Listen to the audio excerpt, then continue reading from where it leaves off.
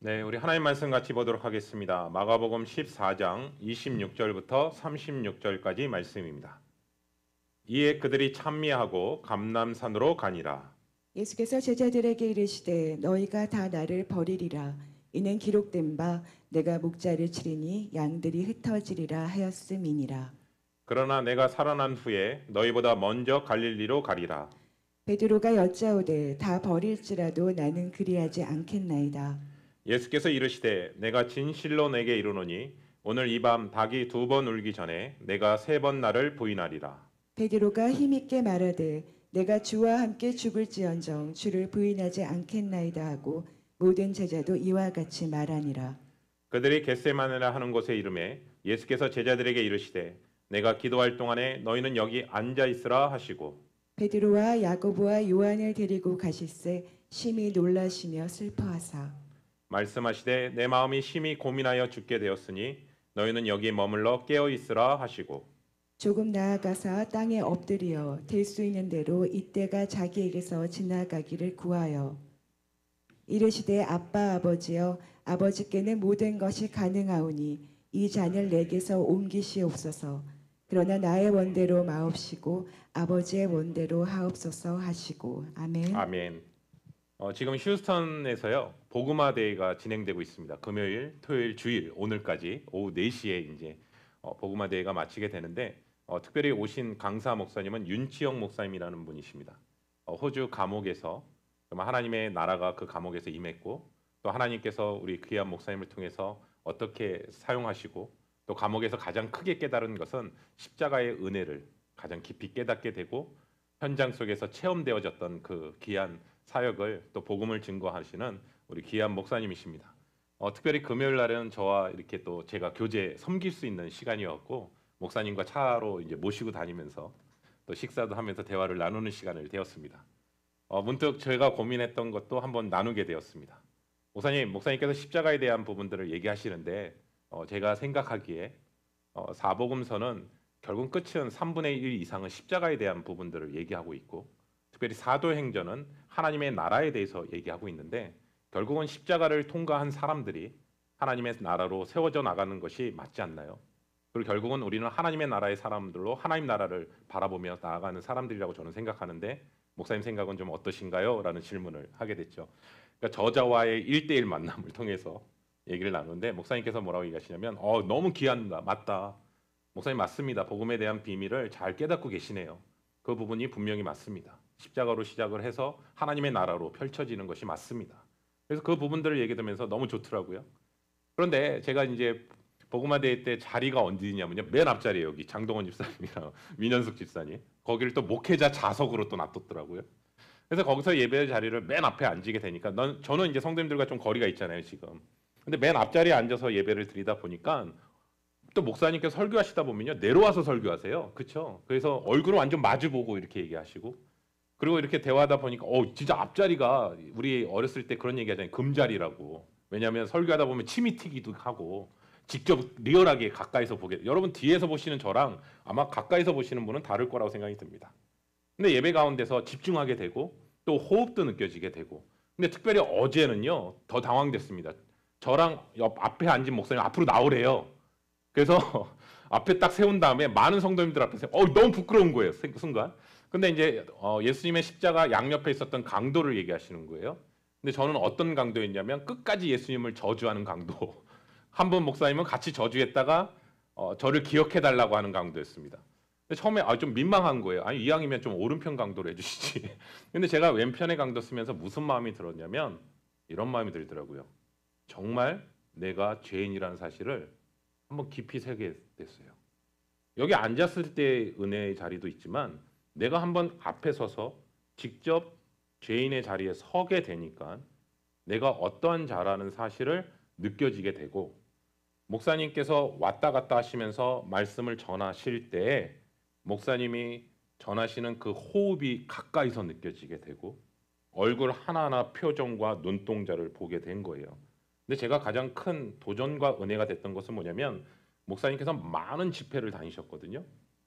그런데 그 집회를 다니시는 가운데서 어떻게 보면 너무나 익숙해질 수도 있잖아요. 집회를 너무 많이 다니다 보면. 그런데 십자가에 대한 은혜를 얘기하실 때 그 눈동자에서 눈물이 맺혀 있는 것을 가까이서 보게 되더라고요. 그래서 그분에게 있어서 십자가는 그냥 지식도 아니고 하나의 이론도 아니고 자기의 삶을 통해서 고백되어지는 것.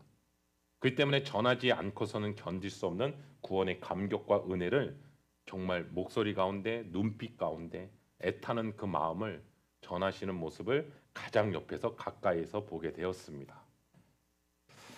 사랑하는 성도 여러분, 오늘 특별히 오늘 함께 나눌 말씀은 어제 그 집회에 참석하신 분들은 아시겠지만 그 말씀에 대한 연장선을 연결해 주시는 말씀이었습니다.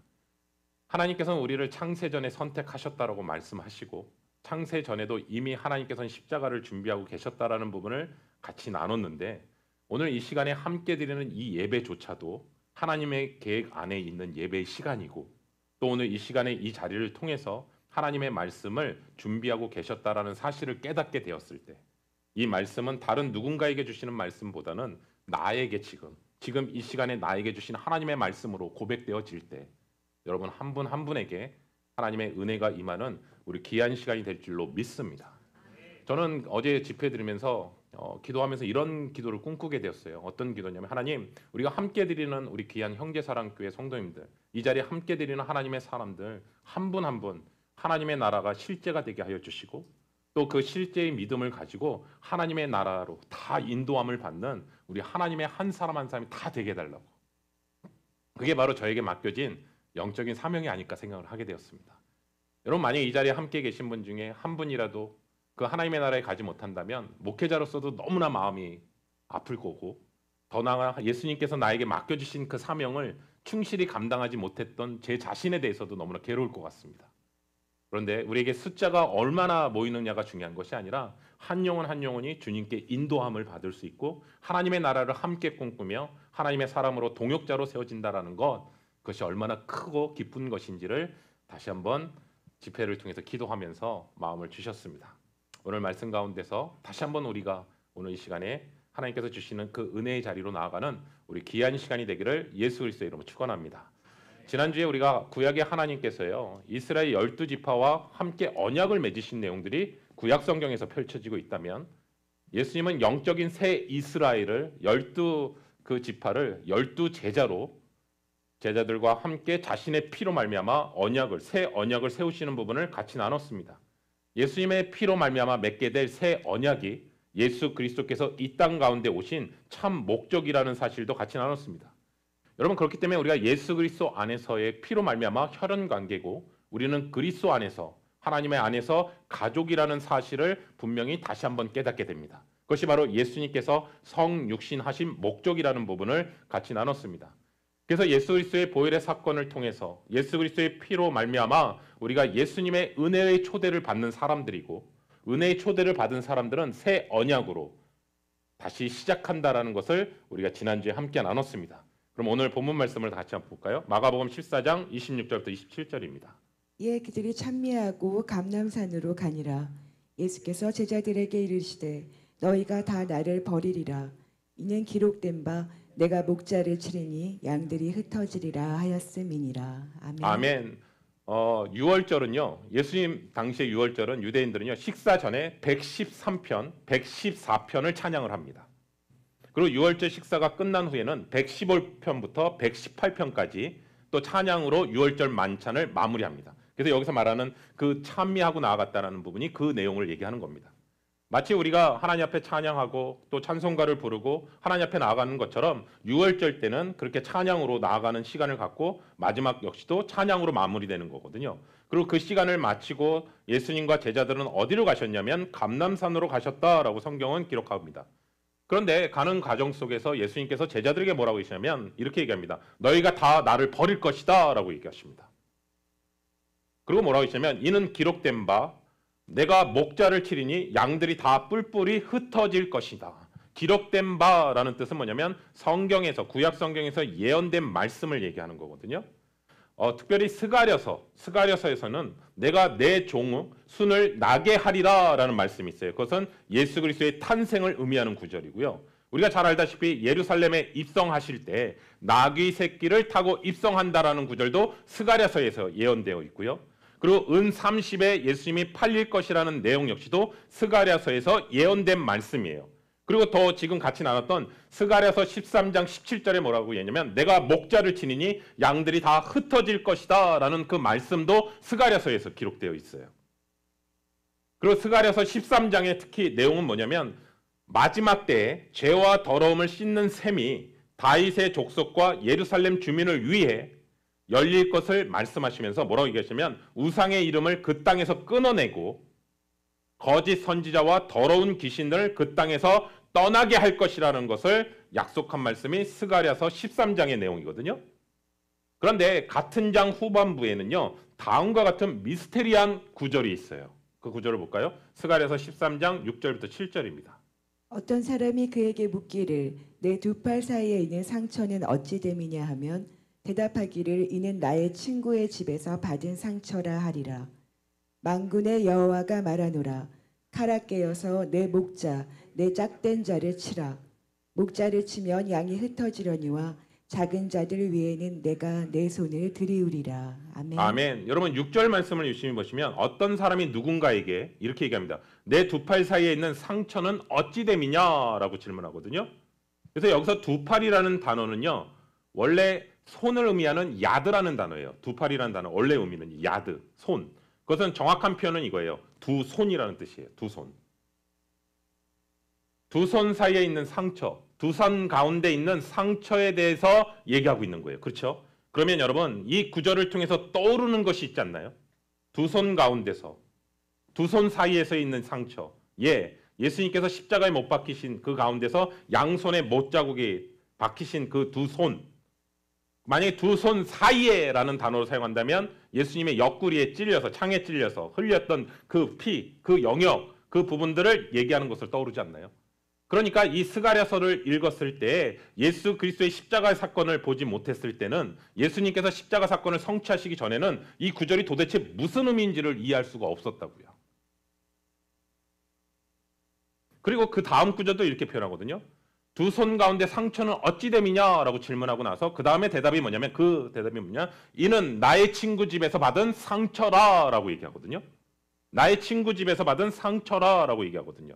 여러분 성경에서 보시면 친구라는 단어가요. 좋은 의미로 사용될 때도 많이 있지만 특별히 배신자, 부정적인 의미로 사용될 때도 친구라는 단어를 사용하고 있습니다. 특히 신약 성경에서 예수님의 별명이 뭐냐면 세리와 죄인들의 뭐라고요? 친구. 그 친구라는 단어는 굉장히 예수님을 경멸하고 조롱하는 말이잖아요. 그리고 우리가 잘 알다시피 포도원 꿈꾼의 비유에서 나온 사람 중에 제일 먼저 앞에 온 사람이 있었고 제일 나중에 온 사람이 있었는데 둘 다 삭시 똑같으니까 처음 온 사람이 포도원 주인에게 컴플레인 하거든요. 아니 내가 먼저 왔는데 왜 제일 나중에 온 사람과 같죠? 라고 질문하면서 컴플레인 할 때 포도원 주인이 뭐라고 하냐면 이렇게 시작합니다. 친구여, 내가 내게 잘못한 것이 없노라. 내가 분명히 너한테 한 데나리온을 약속하지 않았느냐라고 하면서 얘기하는 단어가 나오거든요. 그리고 혼인잔치에서 아들의 혼인잔치를 베푸는 임금의 비유에서도 예복을 입지 않고 들어온 사람이 있었잖아요. 그 사람을 향해서 임금이 뭐라고 하냐면 친구여 어찌하여 예복을 입고 있지 않느냐라고 얘기하거든요. 그러면서 그가 대답하지 못하게 되니까 손발을 묶고 바깥 어두운 데서 던져지는 것을 보게 됩니다. 그래서 성경에서 보시면 친구라는 단어가 부정적인 의미로도 사용되고 있다는 것이죠. 근데 결정적인 건 뭐냐면 주님이 가룟 유다를 부르실 때 친구여라는 단어를 사용합니다. 우리 볼까요? 마태복음 26장 46절부터 50절입니다. 일어나라 함께 가자. 보라 나를 파는 자가 가까이 왔느니라.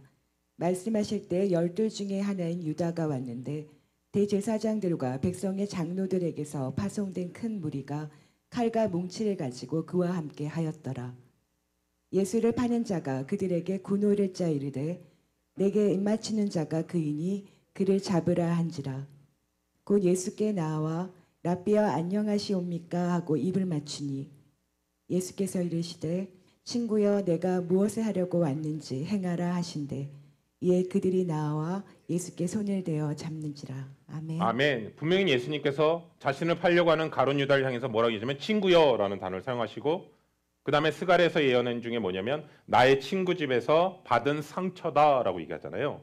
그러니까 예수님께서 유다의 집, 이스라엘 사람들, 유다 사람들에 의해서 버림을 받게 될 것이고 정죄를 받게 될 것이고요. 십자가에 달려 죽는 사건이 이어지고 있다라는 사실을 이미 스가랴서에서 말씀 가운데서 예언하고 있다라는 사실이고 예수님께서 실제로 십자가의 사건을 통해서 그 말씀이 성취되었다라는 것을 분명히 말씀하고 계십니다. 그리고 한 목자를 치리니 양들이 뿔뿔이 흩어질 것이라는 그 말씀도 실제로 제자들의 모습 속에서 그대로 이루어지고 있다라는 사실을 성경은 증언하고 있다라는 것이죠. 우리 계속해서 볼까요? 마가복음 14장 28절부터 31절입니다. 그러나 내가 살아난 후에 너희보다 먼저 갈릴리로 가리라. 베드로가 여짜오되 다 버릴지라도 나는 그리하지 않겠나이다. 예수께서 이르시되 내가 진실로 내게 이르노니 오늘 이 밤 닭이 2번 울기 전에 네가 3번 나를 부인하리라. 베드로가 힘있게 말하되 내가 주와 함께 죽을지언정 주를 부인하지 않겠나이다 하고 모든 제자도 이와 같이 말하니라. 아멘. 분명히 주님께서는 비록 너희들이 다 흩어질 것이다라는 말씀도 하셨지만 그 다음에 뭐라고 하시냐면 나는 다시 살아나서 너희보다 먼저 갈릴리로 갈 것이고 그 부분을 분명히 말씀하시거든요. 근데 이 말씀은요. 예수님께서 부활하신 후에 무덤가에 찾아왔던 여인들을 향해서도 동일하게 뭐라고 했냐면 무서워하지 말고 내가 먼저 갈릴리로 갈 것이라는 것을 형제들에게 알리라라고 얘기하시거든요. 가룟 유다가 자살을 하는 바람에 예수님의 제자는 11명의 제자가 되거든요. 그 제자 가운데 마태복음 28장에 보시면 다 갈릴리로 가서 예수님을 만나는 장면으로 펼쳐지게 됩니다. 여러분, 너희가 다 나를 버리고 흩어지게 될 것이다라는 그 주님의 예언의 말씀 가운데서 베드로가 뭐라고 하냐면 다 버릴지라도 저는 그렇게 하지 않겠습니다라고 호언장담하는 내용으로 또 펼쳐집니다. 여러분 우리는 이 본문을 읽을 때 자꾸 베드로가 이러한 장면을 읽으면 베드로만 그렇게 한 것으로 자꾸 오해하게 되는데 우리가 31절 말씀에서 읽어보신 것처럼 베드로만 힘있게 말하는 것이 아니라 사실은 모든 제자들도 이와 같이 말했다라고 얘기하고 있어요. 그러니까 베드로만 부인하는 것이 아니라 사실은 제자들도 동일하게 동일한 고백을 했던 것이고 제자들도 다 부인하고 떠났다라는 것을 성경은 얘기하고 있는 것이죠. 새 번역으로 얘기해 보니까요. 베드로가 이렇게 한 말에 대해서 이렇게 표현해요. 좀 더 와닿게 되더라고요. 모두가 걸려 넘어질지라도 나는 그렇지 않을 것입니다. 그러니까 다른 이들이 넘어질 수 있는 존재들이지만 여기 10명은 다 넘어질 수 있는 존재들이지만 자신은 절대로 걸려 넘어지지 않을 것입니다. 라고 얘기하면서 나는 이들과 다릅니다. 라고 선을 그으면서 자기의 의를 드러내는 모습이 베드로의 고백이거든요. 그런데 우린 잘 압니다. 성경에서 이렇게 합니다. 선줄로 생각할 때 넘어질까 조심하라. 베드로 알다시피 주님을 3번이나 예수님이 예언하신 대로 예수님을 3번 부인합니다. 부인하는 차원이 아니라요. 예수님을 저주했습니다. 여러분 지난주에 우리가 남제자 때 그런 얘기를 했어요. 순교에 대해서 같이 나눴어요. 과연 내가 순교 현장에서 정말 순교할 수 있을까? 이게 가능할까? 예, 그 질문 앞에서 이렇게 성경에서 답을 하고 싶습니다. 예수님을 따른다라는 것은요. 우리의 의지로서는 되지 않는다라는 거예요.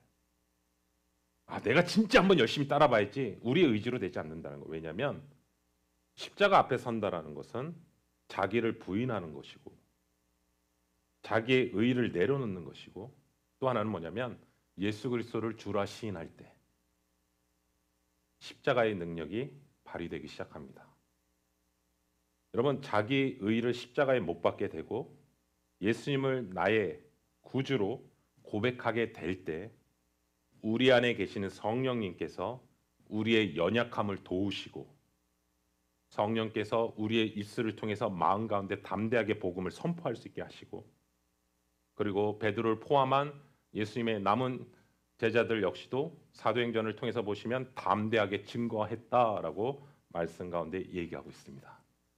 여러분 그렇기 때문에 우리가 주님을 따른다라는 것은 우리의 의지가 아니라 사실은 성령님을 의지하고 성령님께서 우리 안에 충만할 때 주님을 진정으로 따를 수 있는 것임을 우리가 십자가를 통해서도 다시 한번 깨닫게 되는 것이죠. 우리 계속해서 말씀 볼까요? 마가복음 14장 32절부터 33절입니다.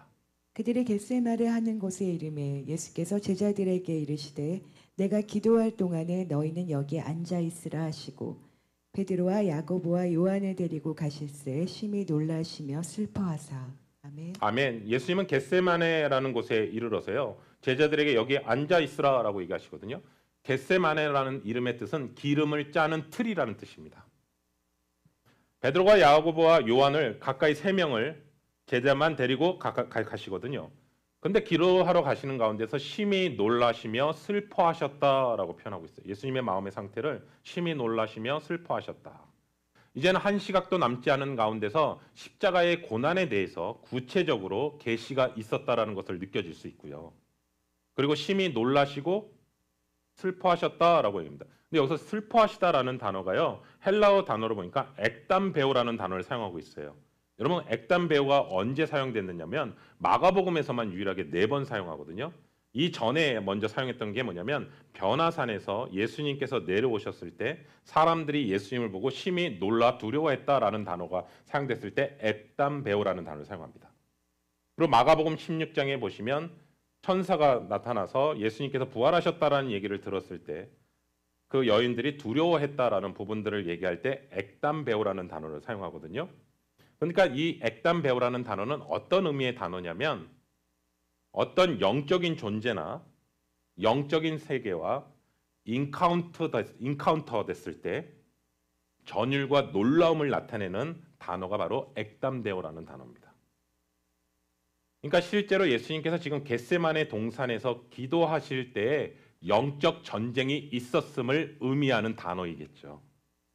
그래서 예수님께서 겟세마네 동산에서 기도할 때 천사가 옆에서 도왔다라는 얘기를 누가복음에서는 또 나와 있습니다.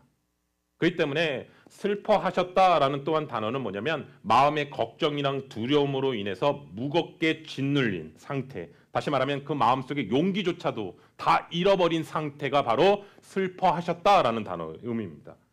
그러니까 마귀는요 마지막 순간까지요 주님이 십자가 지시는 그 마지막 순간까지도 두려움과 무서움으로 그 마음의 용기까지 다 잃어버리게 하는 상황까지 가게 되고 더 나아가 이 십자가의 고난을 피하기를 바랐던 모습을 보게 되는 것이죠. 그러니까 어떻게든 예수님을 단련시키고 엄청난 영적 공격으로 지금 짓누르는 상태가 바로 지금 이 겟세마네 동산에서 있었던 사건임을 성경의 저자는 얘기하고 있는 거예요. 볼까요? 마가복음 14장 34절부터 36절입니다. 말씀하시되 내 마음이 심히 고민하여 죽게 되었으니 너희는 여기 머물러 깨어 있으라 하시고 조금 나아가서 땅에 엎드려 될 수 있는 대로 이때가 자기에게서 지나가기를 구하여 이르시되 아빠 아버지여 아버지께는 모든 것이 가능하오니 이 잔을 내게서 옮기시옵소서. 그러나 나의 원대로 마시옵고 아버지의 원대로 하옵소서 하시고 아멘. 아멘. 사랑하는 성도 여러분, 지금 예수님이 고백하신 것처럼 내 마음이 심히 고민하여 죽게 되었으니 라는 얘기를 하거든요. 제가 캘리포니아로 유학을 왔을 때 한 성도님이 이런 얘기를 하신 기억이 아직도 생생해요. 뭐라고 얘기냐면 자기는 이민 생활하면서 너무 힘들어서요. 너무 힘들어서 그냥 아침에 눈을 안 떴으면 좋겠다는 생각을 했다는 거예요. 그냥 이대로 죽었으면 좋겠다. 그래서 아침에 일어나는 게 너무 힘드셨다는 거예요. 왜냐하면 아무 희망이 보이지 않으니까 그냥 이대로 눈이 안 떴으면 좋겠다라는 얘기를 하시더라고요. 아마 그분만 그런 고백이 아니라 우리 성도님들의 삶의 여정 가운데 그런 시간이 있었을 거라고 생각합니다. 정말 눈 뜨고 싶지 않고 그냥 이대로 죽었으면 좋겠다. 정말 아무 희망이 없는 그런 상태, 모든 것들을 다 내려놓고 다 자포자기하고 싶은 그 상태 가운데 있었음을 주님도 얘기하시는 거고 그 다음의 구절을 우리에게 통해서 얘기하십니다. 그건 뭐냐면 너희는 여기 머물러 깨어 있으라. 저는 이 말씀을 통해서 무엇을 깨닫게 되냐면 기도는요. 기도의 장소과 시점은요. 지금 여기라는 거예요. 여러분의 마음 가운데 짓눌리고 정말 아무 소망이 없는 그 자리가 바로 기도의 자리인 것이고요. 그 자리가 바로 기도의 시점이라는 사실인 것이에요. 그리고 여기서 뭐라 하냐면 그 현장에서 지속적으로 기도하고 깨어 있으라는 거예요. 왜냐하면 주님께서 우리에게 그곳에서 깨어 있는 기도자로 우리를 부르셨다라는 사실을 이 겟세마네 기도를 통해서도 우리가 다시 한번 깨닫는 거예요. 그래서 여러분 때로는 영적으로 눌려 있는 그 장소 앞에서 기도하시는 거예요. 네. 그리고 본절에 고민하여라는 단어가요. 매우 슬프다, 비탄에 잠기다라는 뜻이거든요. 그래서 예수님께서 제자들 3명에게 여기 머물러 달라고 얘기하시면서 나를 위해서 기도해 달라고 얘기하시는 부분이에요. 그리고 조금 떨어진 땅에 가셔서 엎드려 기도하시면서 나아가는 부분이 얘기하고 이 십자가를 지지 않으려고 하시는 모습도 예수님이 그대로 보여주시는 장면이 펼쳐지게 됩니다. 이거예요. 꼭 이 방법이 아니라 다른 방법도 있지 않을까? 아버지께서는 모든 것이 가능하오니 이 잔을 내게서 옮겨 주시옵소서. 여러분 이렇게 기도하는 거예요. 저는 예수님을 통해서 우리에게 얘기하십니다. 타당하다. 타당한 간구다. 왜냐하면 하나님은 모든 것을 하실 수 있는 전지전능하신 하나님이시잖아요. 아멘이시죠? 그리고 그것을 먼저 예수님은 고백하는 거예요. 하나님은 모든 것을 하실 수 있는 분이십니다. 그것은 예수님과 하나님과의 관계를 얘기하는 것이고 예수님과 하나님과의 관계를 통해서 하나님의 능력을 구하는 기도인 것이죠. 맞습니다. 그리고 하나님은 정말 불가능이 없으신 하나님이십니다. 원하신다면요. 하나님이 원하시면 바꾸실 수 있습니다. 그런 전능하신 하나님 앞에 먼저 구하는 것 너무나 귀하고 지혜롭고 현명한 것이라고 생각합니다. 사랑하는 성도 여러분, 너무 앞서가서 우리가 기도하지 않았으면 좋겠어요. 여러분의 있는 그 마음의 상태 그대로 하나님 너무나 지금 힘듭니다. 하나님 이것 좀 피하게 해주세요. 하나님 그렇게 기도하는 것 괜찮다고요. 그리고 하나님은 이 환경조차도 바꾸실 수 있는 하나님이시다라는 것을 분명히 얘기하는 것이죠. 그래서 어떤 결정을 내리기 전에 어떤 생각을 내리기 전에 먼저 하나님 앞에 아뢰는 것은 너무나 중요하다는 것을 여기서 보게 되고요.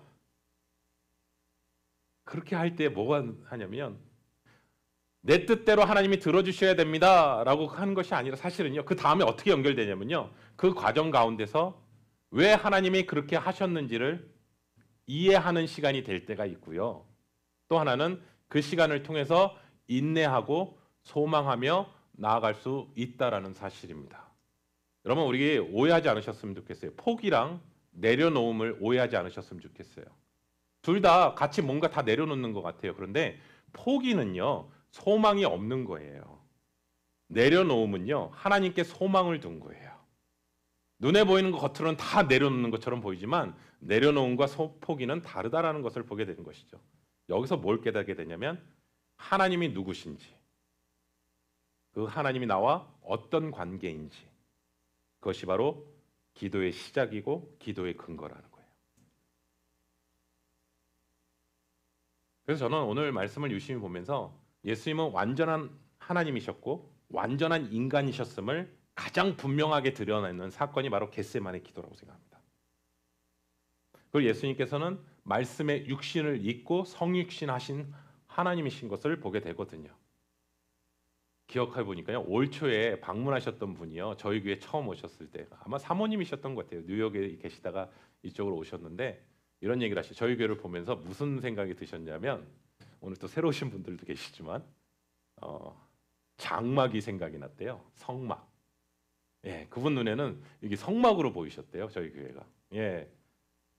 근데 예수님께서 육신을 입고 오신 것이 성막, 사실 장막이잖아요. 그렇기 때문에 우리의 육신을 입으셨다라는 것은 뭐냐면 우리가 똑같이 두려움을 느끼시는 거고요. 외로움을 느끼시는 거고 좌절감을 느끼시는 것이고 소외감을 느끼시는 것이고 우리 성경에 보면 예수님도 주무셨다라고 표현한 것을 보면 피곤함을 느끼셨었고 우리의 슬픔들을 다 체험하셨다라는 뜻입니다. 그래서 다른 점은 예수님은 우리와 달리 죄를 짓지 않으셨다라는 거예요. 그래서 분명히 히브리서 기자는 다음과 같이 얘기합니다. 히브리서 4장 14절부터 16절입니다. 그러므로 우리에게 큰 대제사장이 계시니 승천하시니 곧 하나님의 아들 예수시라. 우리가 믿는 도리를 굳게 잡을지어다. 우리에게 있는 대제사장은 우리의 연약함을 동정하지 못하실 이가 아니요 모든 일에 우리와 똑같이 시험을 받으신 이로되 죄는 없으시니라. 그러므로 우리는 긍휼하심을 받고 때를 따라 돕는 은혜를 얻기 위하여 은혜의 보좌 앞에 담대히 나아갈 것이니라. 아멘. 아멘. 주님은 우리의 연약함, 우리의 모든 생각들 동정하실 수 있는 분이심을 얘기하고 계시고 우리와 똑같이 시험을 받으신 분이라는 사실을 성경을 통해서 얘기합니다. 그런데 다른 것은 죄를 짓지 않으셨다라는 거예요. 그리고 우리는 그 긍휼하심을 따라 때를 때를 따라 돕는 은혜를 구하며 주님의 보좌 앞으로 나아갈 수 있는 것임을, 그것이 은혜의 보좌 앞으로 나아갈 수 있는 그 담대함을 얻게 되었다라는 사실을 히브리서 기자는 십자가의 사건을 통해서 우리에게 다시 한번 얘기하는 거거든요. 그 예수님께서는 자신의 마음을, 심경을 이렇게 토로하면서 얘기합니다. 뭐라고 얘기하시냐면 이 잔을 내게서 옮겨 주시옵소서. 네. 저는 여기서도요, 예수님의 기도 속에서 솔직함을 보게 되는 것 같아요.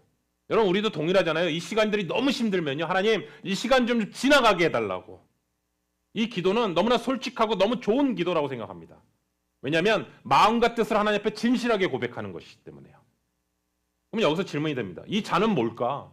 예수님께서 말씀하신 이 잔은 뭘까? 예, 분노의 잔입니다. 어떤 분노의 잔이냐면 하나님의 분노의 잔이라고요. 온 인류를 향한 하나님의 분노의 잔을 쏟아붓는 사건이라고요. 여러분, 우리가 오해하지 않으셨으면 좋겠어요. 예수님은 사실은 죄가 없으신 분이에요. 그 자리에 서시지 않으셔야 될 분이에요. 그런데 그 자리에 서시는 거라고요. 그리고 온 하나님의 분노의 잔을 다 받으셔야 되는 거예요. 근데 그 하나님으로부터 받는 그 분노의 잔은요, 하나님과의 관계가 다 끊어지는 거예요. 왜요? 죄인의 자리에 서는 거기 때문에. 그렇기 때문에 근심하시고 죽을 지경까지 고통스러워 하시는 거예요. 왜냐하면 하나님과의 관계가 단절되는 사건이기 때문에.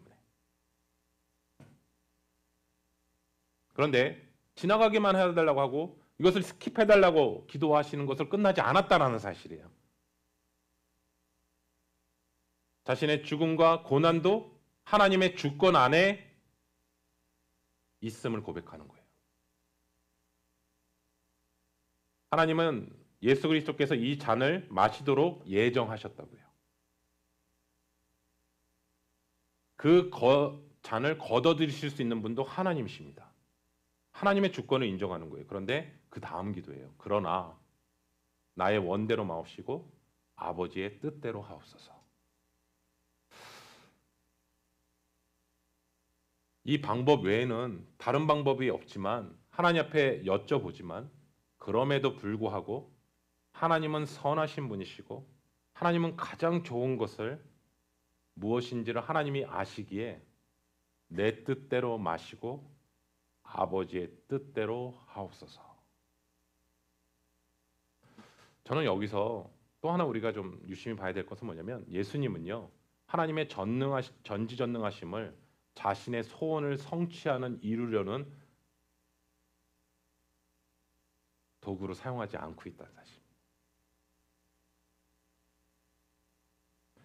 전능하신 하나님의 뜻은 하나님의 뜻을 위해 사용해야 된다는 거예요. 사랑하는 성도 여러분, 우리의 기도도요, 나의 뜻을, 나의 소원을 위해서 기도하는 자리에 계속 머무르는 게 아니라 하나님의 뜻을 위해 기도로 나아가야 된다는 거예요. 아멘이십니까? 그렇기 때문에 예수 그리스도 안에서의 기도하는 모든 것들은요, 다 응답하십니다. 여러분, 이런 기도가 쉬울 것 같지만 정말 어렵거든요. 예수님께서 제자들에게 이 말씀하셨던 거 기억나시나요? 누구든지 나를 따라오려거든 자기를 부인하고 자기 십자가를 가지고 따라와야 된다라는 말씀을 하셨잖아요. 근데 저는 그 말씀의 실제가 예수님께서 겟세마네 기도라고 생각합니다. 어떤 것인지를 실제로 보여주신 것이죠. 나를 부인하는 것이 어떤 것인지, 그리고 자기의 십자가를 지고 따라가는 것이 어떤 것인지를 이 기도의 자리를 통해서 다시 한번 깨닫게 됩니다. 예를 들어 볼게요. 마치 수술을 해야 되는 건 알지만 수술을 받지 않고 건강해질 수 있는 방법은 없을까? 라고 찾는 사람의 심리 아닐까요? 수술을 받게 되면 너무나 고통스러우니까 수술을 받지 않고 내 몸이 잘 회복될 수 있는 방법은 없을까? 때로는 의사가 그렇게 처방을 한다는 것은요, 사실은요, 다른 방법이 없다라는 거예요. 더 이상은. 이 때문에 최종적으로 수술을 선택하는 거거든요. 가만히 보니까 그래요. 처음엔 약을 권면하고요. 때로는 식이요법을 권면하기도 해요. 근데 어느 순간에 그게 안 되잖아요. 그럼 수술을 선택하거든요. 근데 사람 심리는요, 수술을 받지 않고 다른 방법은 없을까라고 생각하거든요. 근데 결국은 수술을 거부하고 다른 방법을 취하다가 오히려 목숨이 더 위태로워지고 목숨을 잃는 경우들도 우리가 소식을 듣게 됩니다. 여러분, 우리가 고통과 어려움과 슬픔을 잠시만 견디면 된다는 것을 알아도요, 이 시간들을 하나님의 시간이라고 생각하고 알아도 하더라도요, 하나님께서 더 좋은 것을 예비하실 것이라는 것을 알아도요. 사실 우리는 이 자리를 자꾸 피하고 싶거든요. 여러분 우리가 지난주에 같이 나눴지만 저는 좀 약간 소름 끼쳤어요. 뭐가 끼쳤냐면 예수님께서 그 말씀하셨잖아요. 너희가 지금은 잘 몰라도 나중은 알게 될 거야 라는 말씀했던 기억 나시나요? 근데 윤치영 목사님도 감옥에 있으면서 2년의 시간을 억울하게 누명을 쓰였고 2년 동안에 있는 시간 가운데 너무나 괴로우셨대요. 그 시간이. 그래서 하나님 앞에 늘 던져진 장면은 뭐냐면 하나님 제가 왜 여기에 있어야 됩니까? 왜 저를 여기에 보내셨습니까? 제발 좀 저 좀 끝내달라고. 그게 계속해서 감옥에 있었던 시간 가운데 하나님 앞에 질문하고 계속 던져지는 거였대요.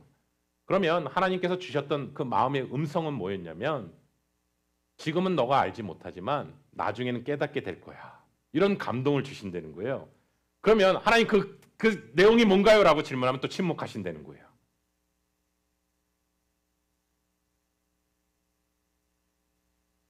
그러면서 그 얘기를 하시더라고요. 카누 비유를 하시더라고요. 카누는요. 앞을 보면서 가는 게 아니라 뒤를 보면서 가는 거잖아요.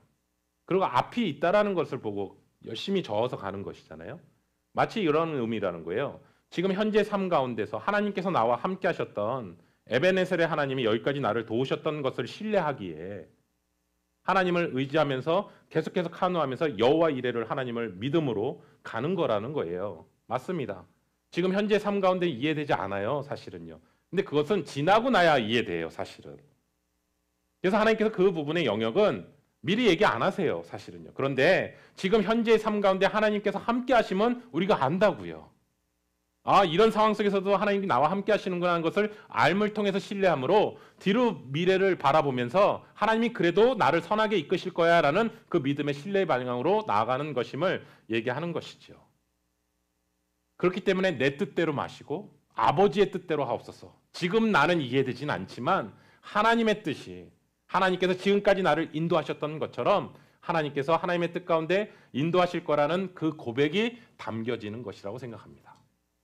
사랑하는 성도 여러분, 이해되지 않은 영역들 하나님 알려주세요라는 고백보다는 지금까지 나와 함께 하셨던 그 하나님이 내가 이해되지 않는 영역이 있다 할지라도 하나님께서 나를 선하게 이끄실 거라는 그 믿음으로 고백되어지는 것, 그 부분을 얘기하는 것이죠.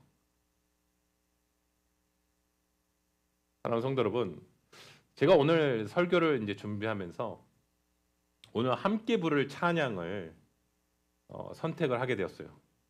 처음에 선택했던 찬양은 이 찬양이 아니었거든요.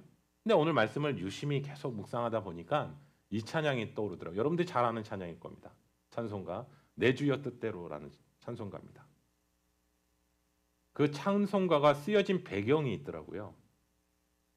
1704년에요. 슈몰크 목사라는 분이요. 카톨릭과 프로테스탄트가 교회의 종교 전쟁으로 인해서 30년 동안 하게 됩니다. 그래서 30년 전쟁 가운데서 많은 성도들이요 고통과 시리에 빠지게 돼요. 여러분 생각해보세요. 30년 전쟁이에요.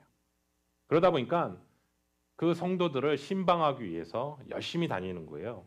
그런데 전쟁의 여파로요 36개의 마을의 교회들을 돌봐야 해야 되는 거예요. 그래서 한 번 신방을 떠나게 되면 며칠씩 걸리는 거예요. 집으로 돌아오려면. 그래서 집에는 아이들밖에 없었던 거예요. 그래서 어느 날 신방을 마치고 며칠 만에 집으로 돌아와 보니까 화재로 집이 불타고 있는 거예요. 그리고 연기가 내뿜고 있는 상황 속에서 슈몰크 목사님은 열심히 두 아들을 찾는 거예요. 그 화재 현장에서. 근데 열심히 둘러보고 소리를 지르고 아이들의 이름을 불러와도 아무 대답이 없는 거예요. 근데 순간 섬뜩한 생각이 스쳐 지나가는 거예요. 혹시 저기 잿더미 속에 있는 거 아닐까? 그래서 그곳을 달려가서 잿더미를 열어보니까 거기에 두 형제가 서로 껴안고 불에 타서 죽은 거예요. 그 장면을 보고 슈몰크 목사님이 한참 동안 정신을 잃어버리는 거예요. 그리고 너무나 망연자실한 상황 속에서 새카맣게 타버린 그 두 아이를 놓고 하나님 앞에 울부짖어 기도하는 거예요. 한참을 눈물을 흘리고 울부짖다가 결국 마음속에 이 모든 것이 하나님의 뜻이라는 생각을 하게 된 거예요. 그래서 그는 조용히 기도하기 시작한 거예요. 그 기도한 내용이 오늘 찬송가 부르는 549장 내 주여 뜻대로의 가사의 고백입니다. 내 주여 뜻대로 행하시옵소서. 온 몸과 영혼을 다 주께 드리니 이 세상 고락간 주 인도하시고 날 주관하여 뜻대로 하소서. 내 주여 뜻대로 행하시옵소서. 큰 근심 중에도 낙심케 마소서. 주님도 때로는 울기도 하셨네. 날 주관하셔서 뜻대로 하소서. 내 주여 뜻대로 행하시옵소서. 내 모든 일들을 다 주께 맡기고 저 천성을 향하여 고요히 가리니 살든지 죽든지 뜻대로 하소서. 이 곡이 쓰여진 배경이 그렇고 슈멀크 목사님의 신앙 고백입니다. 그래서 겟세마네의 기도에는 예수님의 기도로 끝난 것이 아니라 예수 그리스도를 믿고 따르는 자들에게서도 그 고백이 흘러가고 있다라는 사실을 오늘 말씀을 통해서 다시 한번 우리에게 전하고 있습니다. 그 마음을 생각하면서 잠시 묵상 기도하기를 원합니다.